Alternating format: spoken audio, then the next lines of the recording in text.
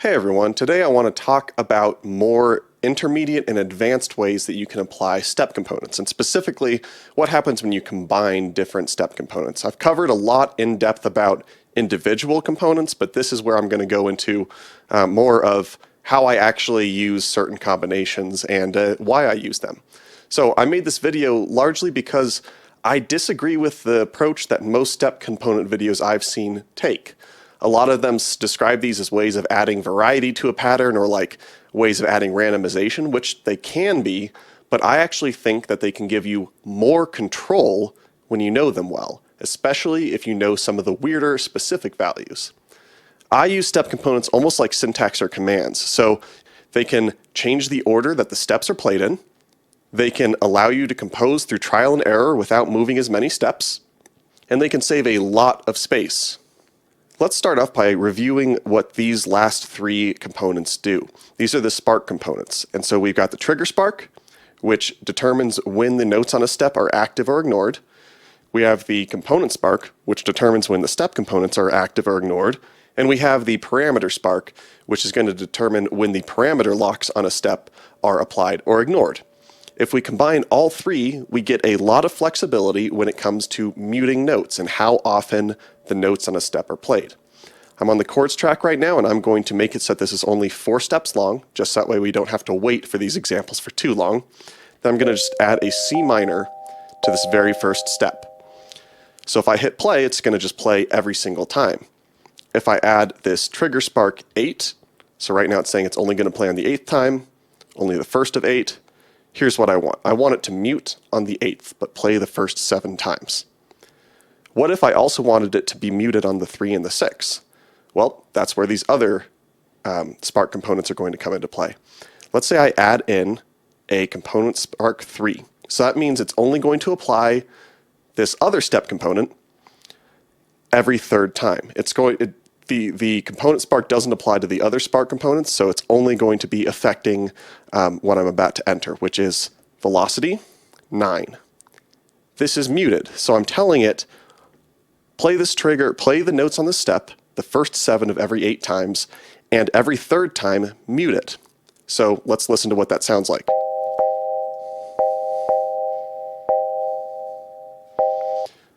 So I let it go to the 9th time there to point out that if I have it muting every 3, it's going to mute 3, 6, 9, 12, 15, and so on.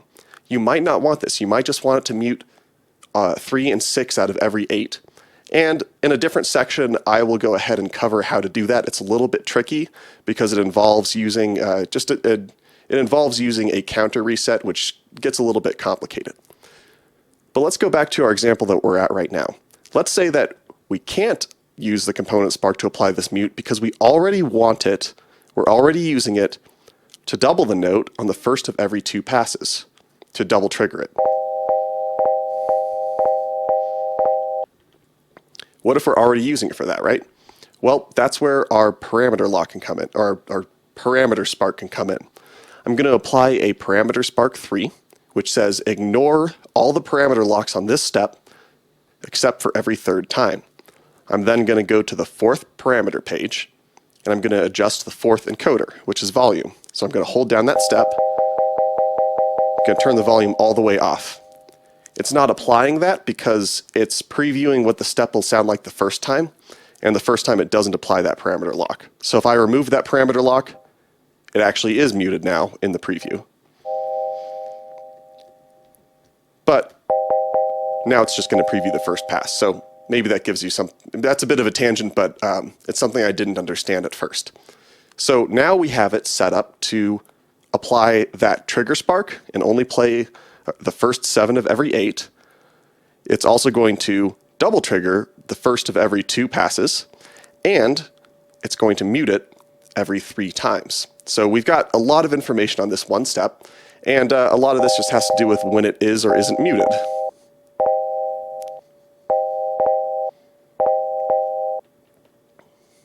Okay, so now let's talk about how to add structure and save some more space on your track by using jump. So I'm going to go back to track and shift, make it so that my step count is back to 16, which is the default, and I'm just going to add in a few more chords. So I started off with a C minor, so let's do a E flat major. I'm going to extend these. Let's just add in a B major, why not? And let's do an E major, why not? Okay, so I've got these 4 steps, and right now it'll just play them normally in a row because I removed all of the step components. Oh, but you know what I didn't remove? I didn't remove the parameter lock here, so let me go ahead and do that.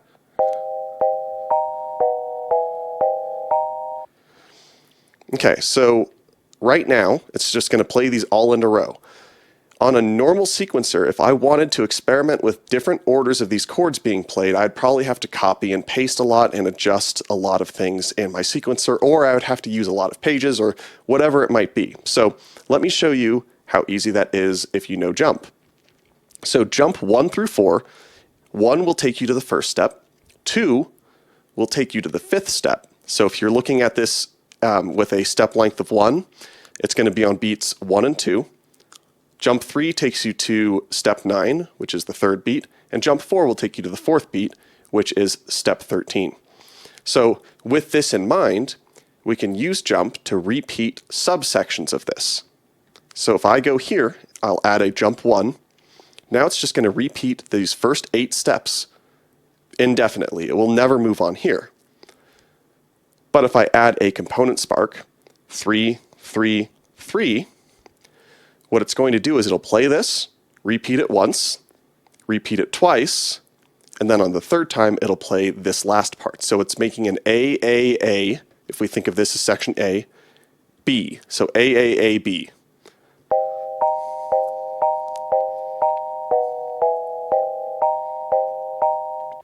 Let's use that same combination and change it up a little bit to make an A, B pattern.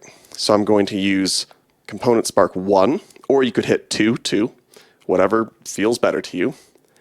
And then over here on this last step, I'm going to put jump 3, and I'm going to do component spark 1. So it's going to go from here back to step 9, the first time that the sequencer hits this step.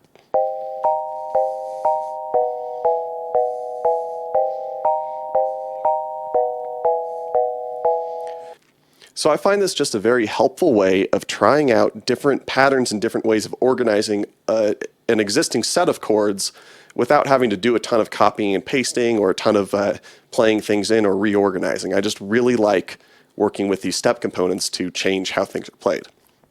Let's say that I want to play A for 12 times and then B for 4 times. Well, our component spark here only lets us go up to 8. But there's a little trick that we can use. So I'm going to go here, and I'm going to add a component spark, or I'm going to add a jump 1, which is going to take it back to this first step. I'm going to double the length of this step by putting a pulse hold 2, so that way it doesn't, get a little bit ahead of the sequencer just because it's skipping this step. And then I'm going to put a component spark 1. So it's going to not hit the 8th step at all the first of every 2 times. What that's going to let me do is edit this 8th step and make it 6, 6, and 6. So that way, it's going to, this step will bring us back. This step will jump back to the first step the first 6 times, but because it's only happening every other time, it's effectively 12. Let's go ahead and select this step instead, and I want to edit the component spark to make it I pressed 4, 4, 4. So that way it's going to be balanced with 12 here and then 4 here. Let's play that through just to show you that it actually works.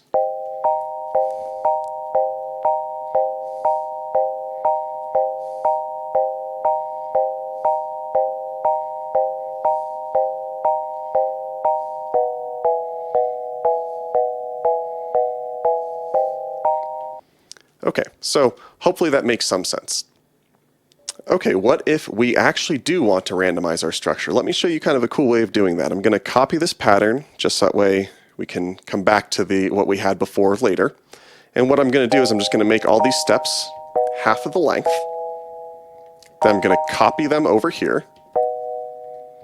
I think I've mentioned this before, but a quick way of copying steps to make sure that you're not actually accidentally going to erase them is holding this step down and pressing plus and minus.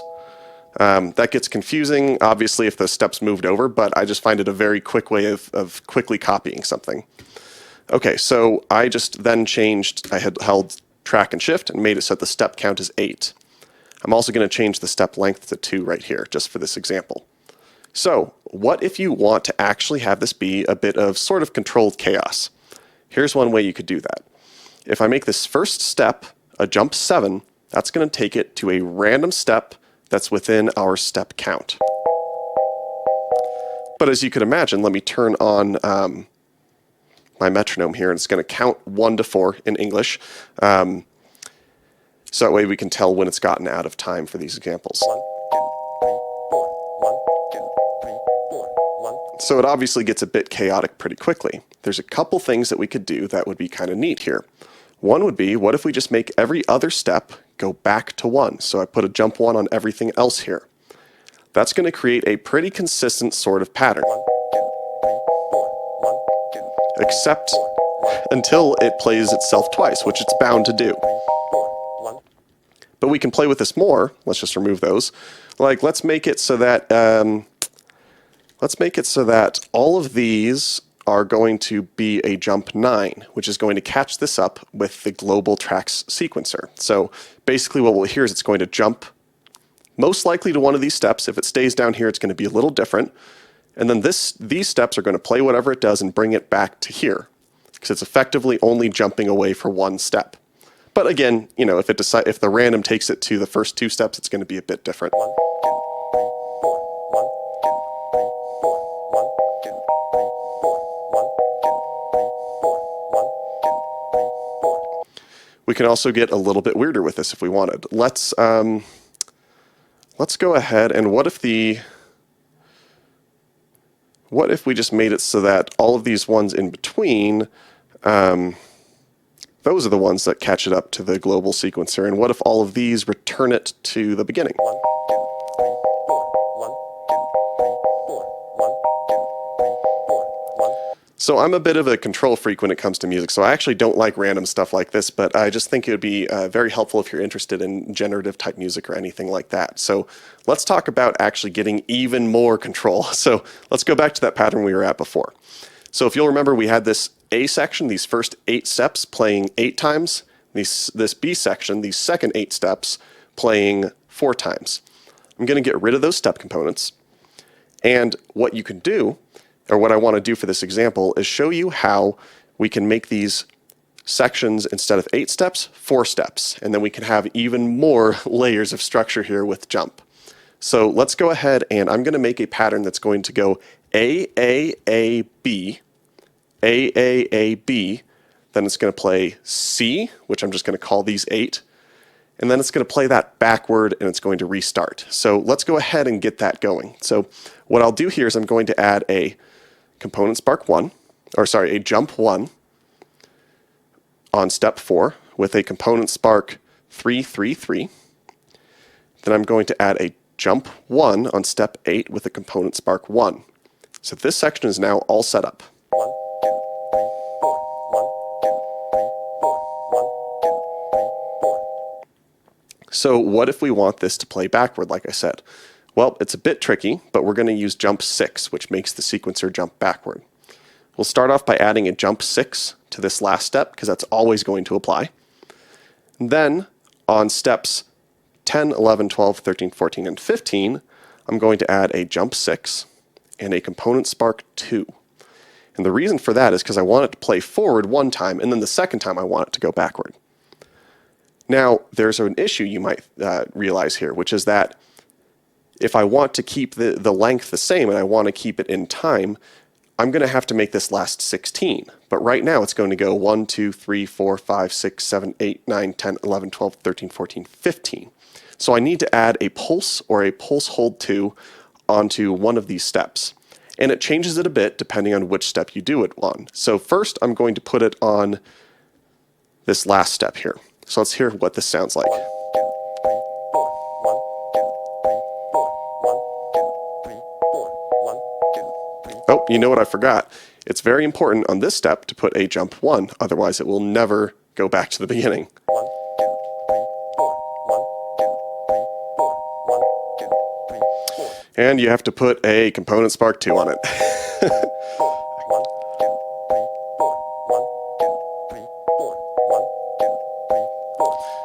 So it stayed in time, but it sounded a bit weird because it's playing these on the last 16th note, right? It's playing it on the like, if you're looking at like, 1E and a.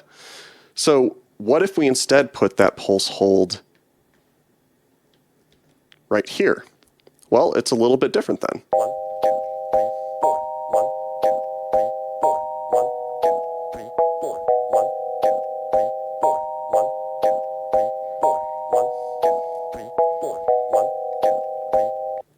So I just find that to be pretty interesting, that you can make a pretty elaborate pattern just using this.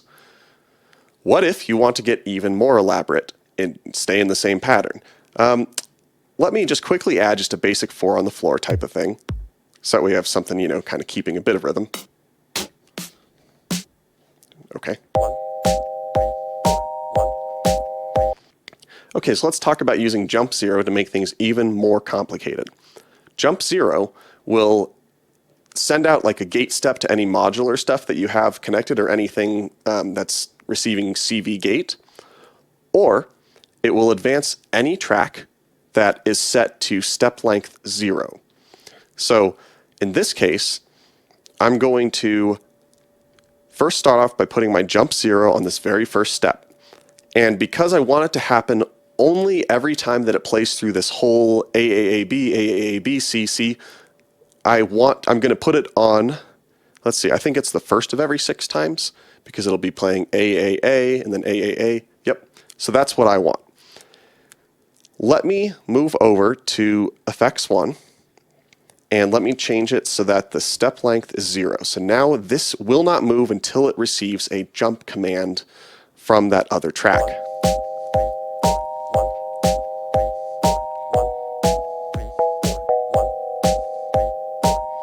And so this actually lets us do some kind of interesting things. For the sake of this example, let's change it to like let's just keep it with the delay, because so it'll be really obvious. I'm going to have the chords track send here. And actually, let's make it even more dramatic. So what I'm going to do here is I'm just going to, let's just enter in like 3, 2, 2, 1, and 4. And then on each of these, I'll just go ahead and, mess with the parameters just a little bit.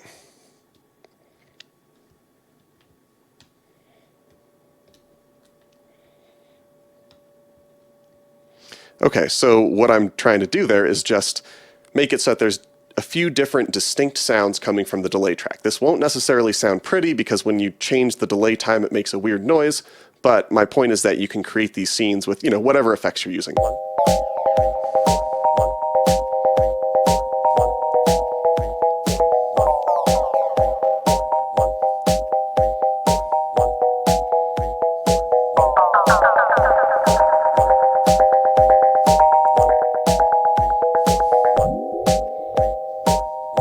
So in my mind, that's kind of like switching between 4 different presets just within this one track. What if we took this a step further? Let's go to the master track. And here I'm going to change the step length again to 0. And I'm going to, so it doesn't really know what key we're in, but it thinks it's E flat something. So let's just mess with this a bit. So I'm going to put E flat for these first 2. Then let's put F for these second 2. And this may sound really, really wonky, and that is totally okay. Actually, instead of waiting for this to happen, I'll just avoid it ahead of time. Because it's not going to change, and it's because the sequencer won't advance to this key change unless a jump is received, and a jump is received on the same step as a note, I'm actually going to take this note and press plus, so that's just slightly late. And that's going to be enough for the OPZ to apply that key change before it plays those chords. So let me show you what that sounds like. I'm putting these 2 apart, by the way, so that way it plays that entire, or at least it plays a couple of the effects changes before it changes key.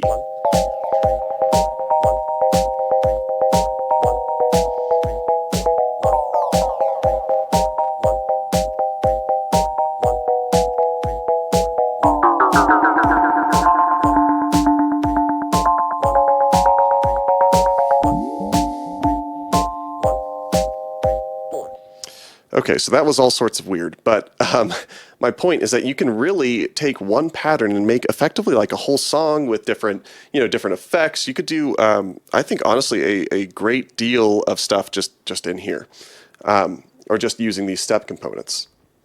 You could obviously put this to, the tape track. You can have it on a different, you can have effects 2 also be step count 0. You could use it with a performance track, and you can just basically have very different sounding sections that you stagger however you want by using jump 0. So let me remove this from the master track and remove this from the delay track, and let's move on to our next step. So like I mentioned earlier, when we did this section for 12 times and this section for 4 times, we can use a little bit of trickery with jump and pulse in order to make a counter go up more slowly or to skip a step entirely. So there's a couple of examples that I think can be kind of neat here. So let's go ahead and start off with a spark 0 example. So let's go back to what I did at the beginning. And so this is going to play every time except for the 8th time. And then it is going to mute. Every 3rd time it's going to mute. But remember, the issue is that it also mutes on the 9th time for this. So I'm going to add a jump 1 right here because I don't want to deal with these steps at all. And what I'll actually do is I'm going to add a jump 1 right here as well. But again, to compensate for the fact that it's no longer going to be playing 8 steps before it goes back, I'm going to make a pulse hold 2. And I'm actually, in this case, going to go ahead and add a component spark 8, 8, and 8. So that means it's going to completely ignore this step except for the 8th time. On the 8th pass, I'm going to have it reset the spark counter. So a component spark 0 is going to make it so that all component sparks on all tracks are going to be reset to 1. So it's going to, even if it's played 16 times, it's going to now think it's only played once. And it doesn't apply to these other 2. And in fact, if you have multiple counter resets, none of them work if you have them all in the same step. So just as a warning. So let's go ahead and see what this looks like or sounds like.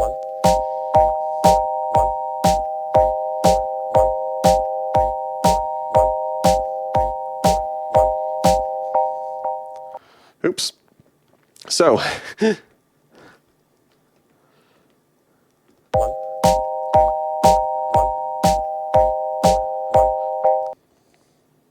oops, it sounds much better if I remove this step right here for now.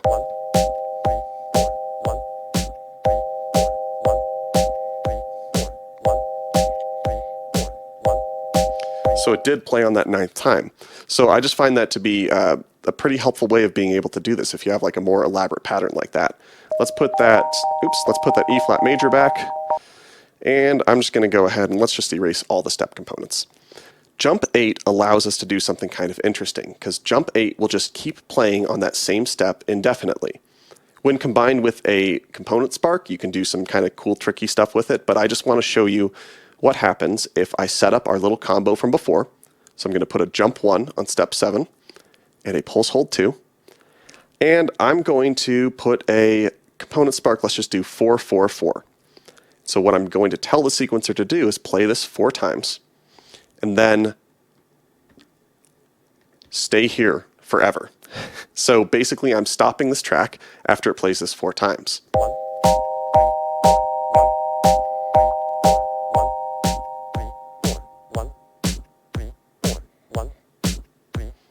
So it's almost like you can, sequence in basically a mute almost on this track, and I just find that really kind of fascinating. Let's talk about saving space a little bit. First, I'm going to show you one of the more basic ways of doing it, and then I'm going to show you pulse and pulse hold, which are actually pretty complicated but very helpful if you understand them. So the basic thing I want to show you is jump 6, which we've talked about before. Jump 6 makes the sequencer move backward. So what I'm going to do is I'm going to take that same chord progression as before,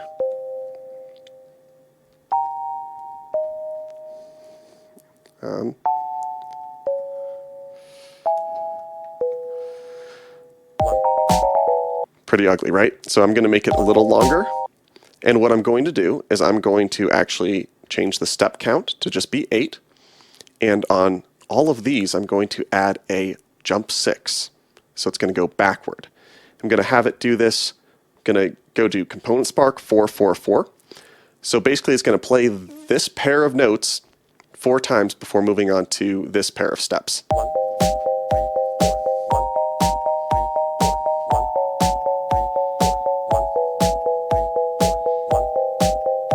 So I think that just saves a ton of space, and you can get as elaborate as you want. And here's where I'm going to get back into what I mentioned before about being able to do some trial and error. So let's say that instead I say, let's make this one 666. So it's going to repeat this. It's going to repeat this pair 6 times.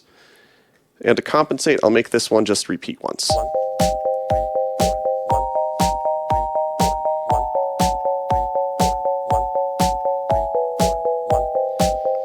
So I can do these little what ifs without having to totally redo things, without having to do just like endless copying and pasting. And I just find it to be very, very helpful. So hopefully that makes a bit of sense to you too. Okay, so let's start new to discuss pulse and pulse hold. So for here, I'm going to enter in the same chord progression, but they're all going to be right next to each other.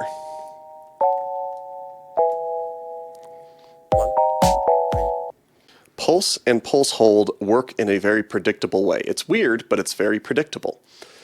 If you have a pulse value that is divisible by the pulse hold value, it's going to work like this, where it's going to play for 4 total, the equivalent of 4 steps, and it's going to divide that into like triggers that last the equivalent of 2 steps. Actually, so I'm going to change this so it's on quarter notes instead, so you can hear the metronome counting will represent how long a step's been held. So you can hear how it held for 1, 2, and then played again for 3 and 4. And so this is the case as far as you go. So if I go to 6 here, it's going to play 3 2-step long triggers. And you can do this as far as you want. So let's go ahead and go to 9. Unlike in a lot of other cases, 9 actually represents this will be held for 9 instead of, random or something like that. So I put pulse 9, pulse hold 3. So that's going to play 3 3-step long triggers.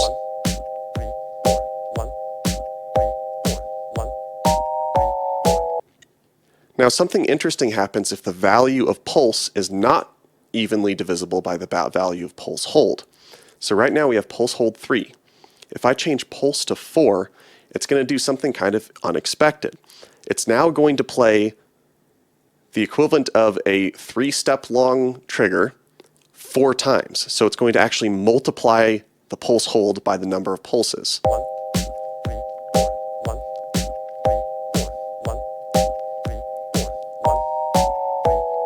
Now, what if we then decide to use this we can use our 4 chords and we can make a whole rhythm out of our chord progression by just using pulse and pulse hold in order to mess with this. But first, I want to discuss 9 again in a little bit more depth.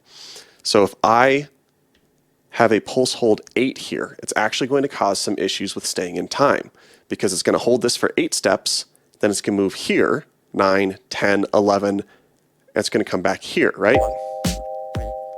Actually, here, let me make this a bit easier by making it 8 long.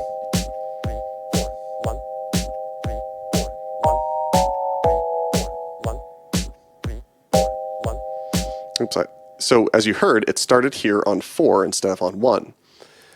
But if we use 9, that's not going to be as much of an issue because it effectively plays 8 steps and then this one again. So it just stays in time a little bit easier, in my opinion.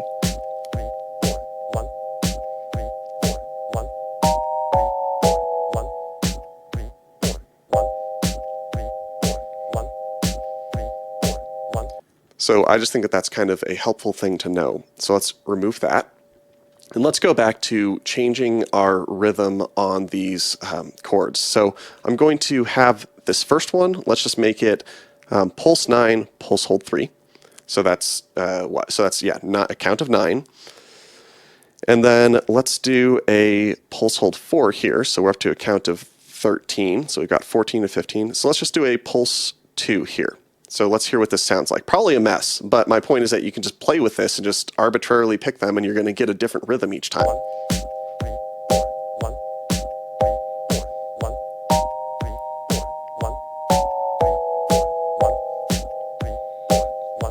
And then once you have something like this, if you hit hold track and you hit plus or minus, you'll change the order of these, which will change the chord progression. So I'm going to hit plus twice.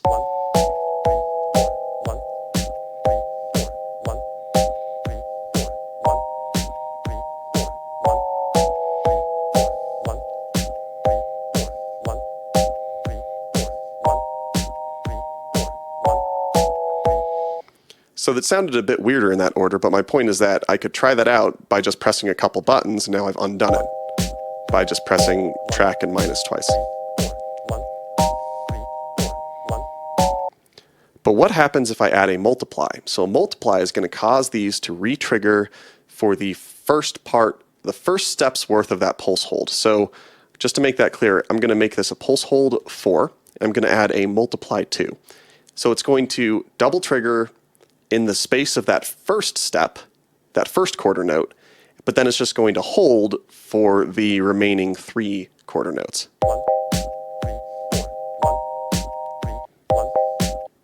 And it'll fit however many I put into just that very first quarter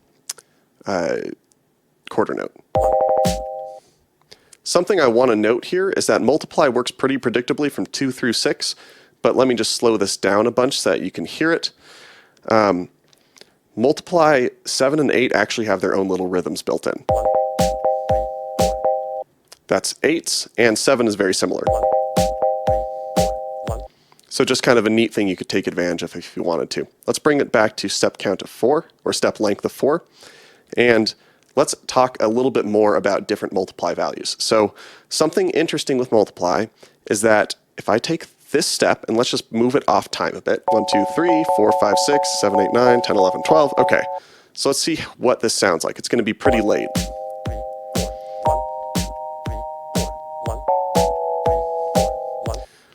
What I'm going to do is I'm going to add a step component 2, or sorry, a component spark 2, and then I'm going to add a multiply 0.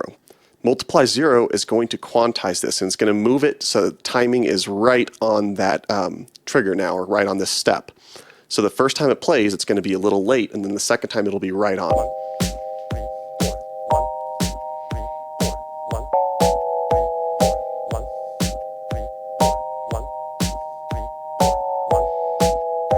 So the counts were different there, but hopefully you heard the difference in the timing. For my last example, let's go to the bass track. So the bass track is monophonic in the sense that the engines on this track can only play one note at a time, no matter what the setting is. So the engines will only play one note, and these steps can only hold up to 4 notes. Why do I say 4 notes instead of saying that they only hold 1? Well, let me show you. So I just played 5, but it's still going to hold 4 of them. So these steps can hold up to 4 notes on them. And if let's put it into, I just changed the step length to 4, so they're quarter notes now. And the neat thing you could do here is if I do, and then let's just do a descending. Let's do this.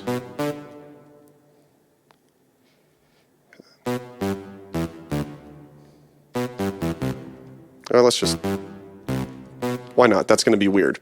So what we have here is it's only going to play one note on each step, unless I add a multiply 9, which is a broken chord. And a broken chord takes the notes on this step and it will play them at 4 times the rate of the step. So in this case, 4/16 notes.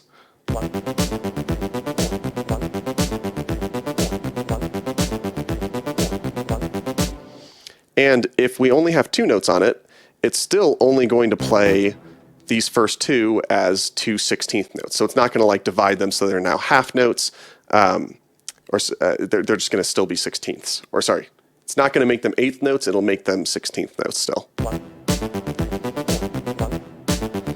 And so if we move this over, let's see what happens if I go 1, 2, 3, 4, 5, 6. That might be wrong, we'll see.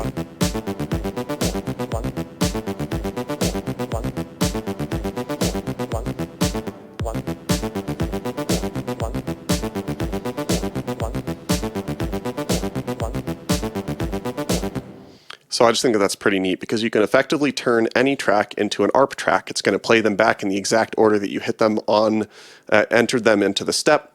The only downside is you can't repeat notes. Like I can't go like, oh, what if I do C, D, E, D?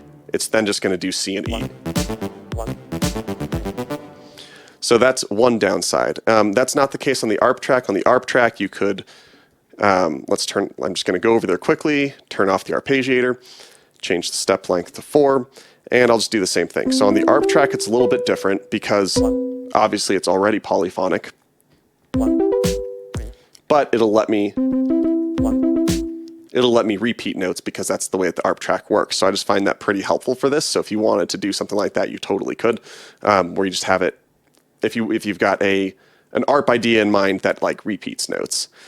The weird part though, this is the very last thing I'll share, is that on the ARP track, the notes, each step can actually fit 8 notes. And so the way that it actually handles this is it is going to, it's going to play the notes 4 through 8 on top, or sorry, notes 5 through 8 on top of notes 1 through 4. So here's what that looks like. So I'm going to just do a, let's do an F major 7, just because it'll easily fit here. And then another F, actually, so here, let's just do an F major 7 to start with. Here's what it sounds like with the broken chord on. So what if I take it though and I go, it is now playing those notes on top of each other. So let's do it a little bit differently. So let's do another F major 7 and let's just move it up. Let's just play a 5th on top of all these. Why not? So I guess I would just do C major 7.